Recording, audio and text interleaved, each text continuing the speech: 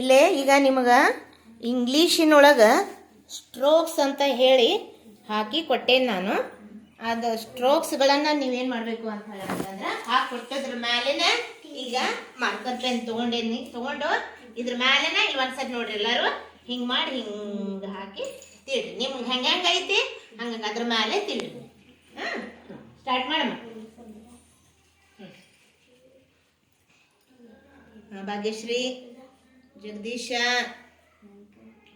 ಸಮರ್ಥ, very good very good. ನೋಡಿಲ್ಲ ಕಿಶೋರ್ ಒಂದು ಆತು, ಹೌದಾ? ಲಕ್ಷ್ಮೀದು ಆತು, ವೆರಿ ಗುಡ್. ಮತ್ತೆ ಯಾರ್ದಾತು? ಚೇತನ್. ಮತ್ತೆ ಜಗದೀಶಂದ ಆತು, ಕೀರ್ತನ. ಮತ್ತೆ ಯಾರ್ದಾತು? ಹೌದಾ? Very good very good.